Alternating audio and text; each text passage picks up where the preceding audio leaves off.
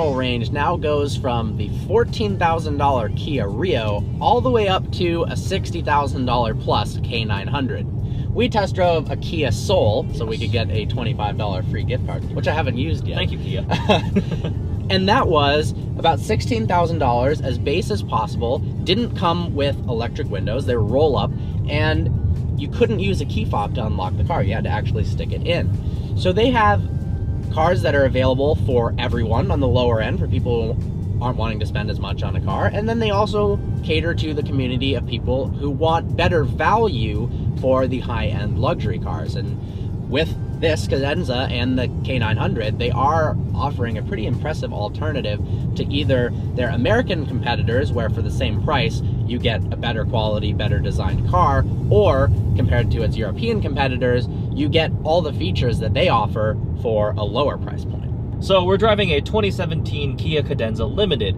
The Cadenza comes in 3 different trim levels. You get Premium, Technology, and Limited, which we're driving right now. Spec'd, it's about $45,000, pretty much loaded all the way up. Regardless of which configuration you want, there's only one powertrain option. It's a carryover 3.3 liter naturally aspirated V6, makes 290 horsepower and 253 pound-feet of torque. It's got a newer 8-speed automatic transmission, but my main gripe with this entire powertrain setup is it's front-wheel drive only. All-wheel drive is not available at all. The good news is, at least with front-wheel drive, is if you want to drive it in the snow, it's more of a possibility because you've got the weight over the drive wheels. Correct. If it was rear-wheel drive only, you wouldn't really have that availability of year-round practicality. Yes. With the V6, you get 20 miles per gallon in the city and 28 on the highway, which these days isn't all that great, especially compared to offerings from other brands that have 2-liter twin-turbo 4-cylinders, and stuff of that nature that are going to get better fuel economy. The responsiveness of the engine is okay. You can tell that Kia is really going for a comfortable, luxurious experience with good value and not caring as much about the performance aspect. Correct. Driving dynamics aren't all that great. You've got drive mode selections. You can tell that they're trying hard to keep up to date with everything that every auto manufacturer is coming out with. So they've got 4 different driving modes: Comfort, Sport, Eco, and Smart mode. But none of them really changed the car that much. Well, in fact, Sport makes the steering wheel way too tight. Heavy steering does not necessarily equal sportiness. Right now I'm in Sport, now it's just steering wheel it's just artificially heavy. But again, like you were saying, this is not a European sports sedan that has luxury with it. The driving dynamics, frankly, they kind of suck. They're not great. If you want a car that is great to drive, this isn't it. But the good news is, if you want a car that's really luxurious, has tons of technology and features that for $45,000, you're getting all the stuff that sometimes even in a car that could be twice the price doesn't have.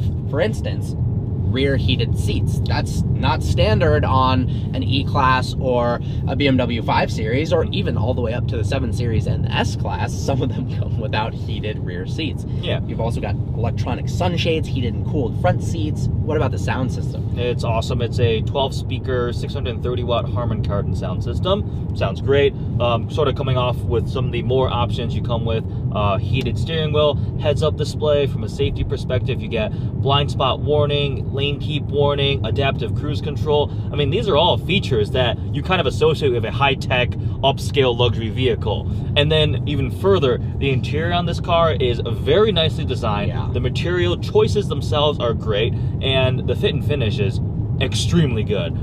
They definitely pay attention to a lot of little details in terms of how panels fit together, panel gaps, and I mean, one of the things I really noticed is this centerpiece right here. It looks like it's really soft, but it's hard plastic. So like, it's not that they use crazy expensive materials, but they did a very good job of designing it and implementing it in a way that makes it look luxurious. Yeah, their cost savings were done in an intelligent manner. Correct. That doesn't take away from the luxury, but also brings the cost down. And I'm pretty impressed with their designers as well. Like the quilted leather side bolsters are incredible. This has, I do. This has the upgraded Napa leather.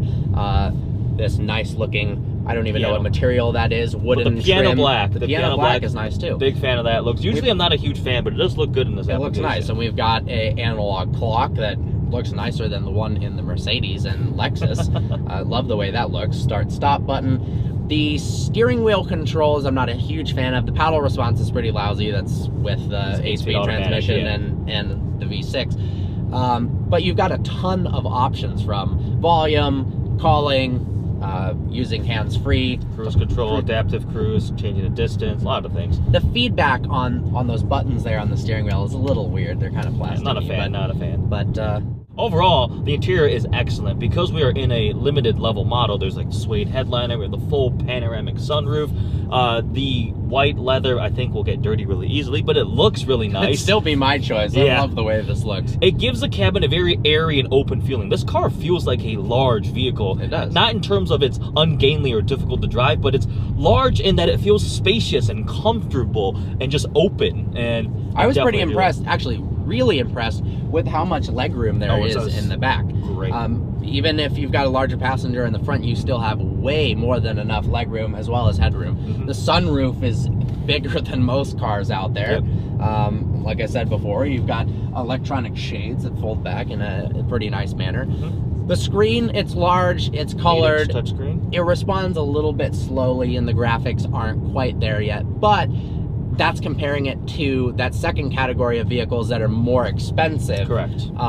Compared to its competition, I mean, the Toyota Avalon, Chrysler 300, Dodge Charger, I would take this over all of them. 100%. Styling-wise, from exterior, it does look very aggressive. The previous Cadenza was sort of bland, very conservative. This one, they amped up the aggressiveness, the big second-generation shark nose grille. The headlights and taillights have a little Z-like LED running light in them. I think it's a good-looking vehicle. Yeah, I think since they developed the Optima, since then, they've just come out with really good-looking vehicles. Correct. I remember when that was released, I was like, wow, that's pretty impressive. Yeah. You know, the K900, and then the stuff that Hyundai's offering, they're really stepping the game up. I mean, they have the reputation issue just because they're newer to the United States. And one thing I didn't know is that Kia has been around the brand since 1942.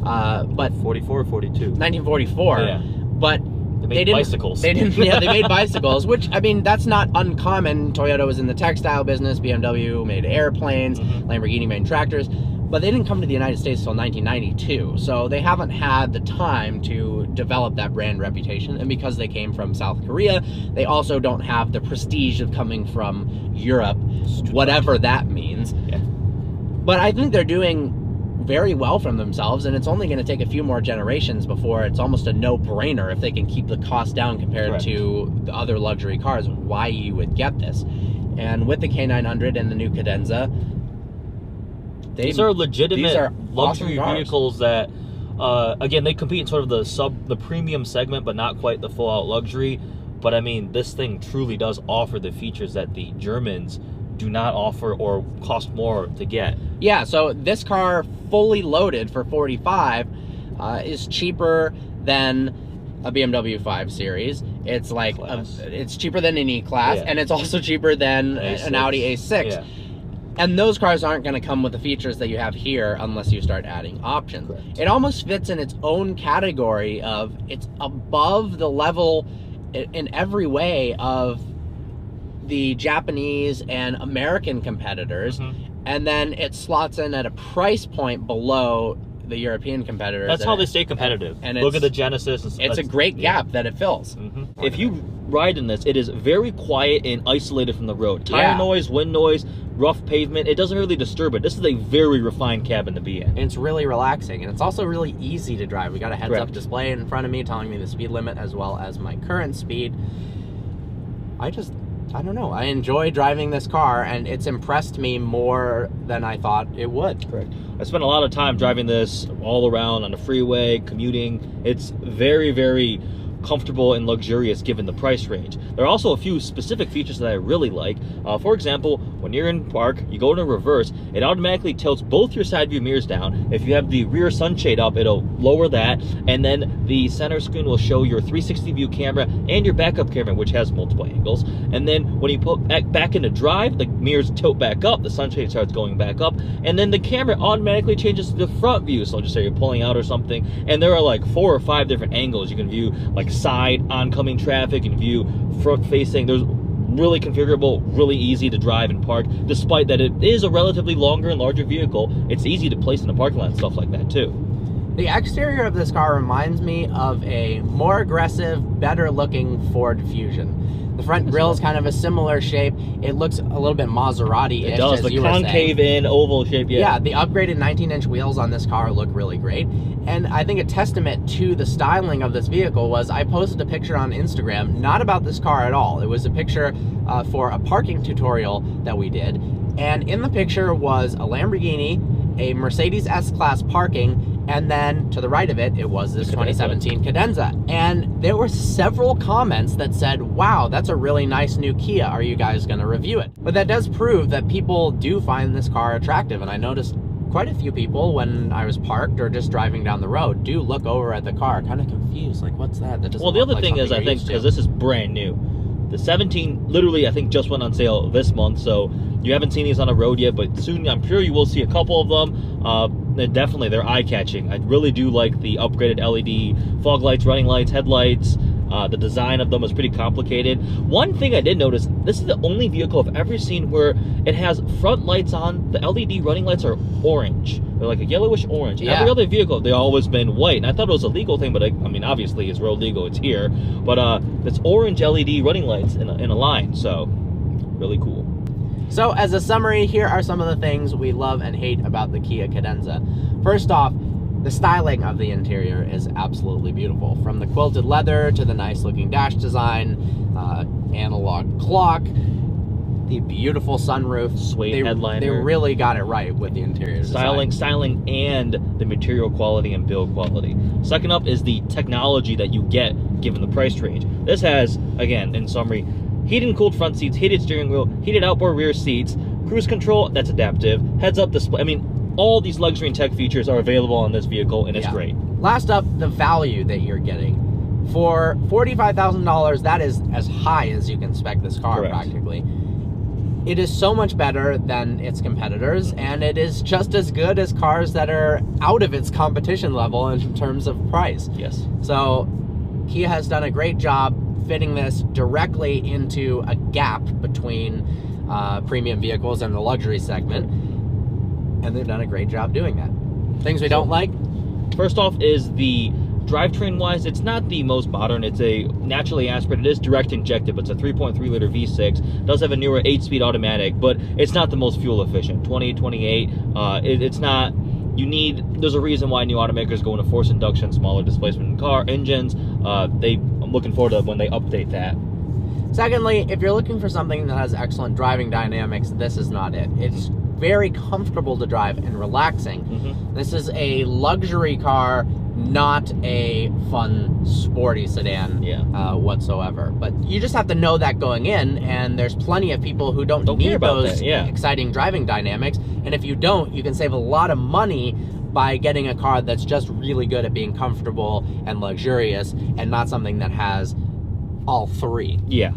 Overall, we've really enjoyed our time with the Cadenza. I think it's impressed both of us a lot more than we were expecting. It's luxurious, it's very comfortable, it's isolated, the features are incredible, and the value is as well. Yes. I hope you enjoyed this video. Like always, please browse our channel and subscribe. I look forward to seeing you next video.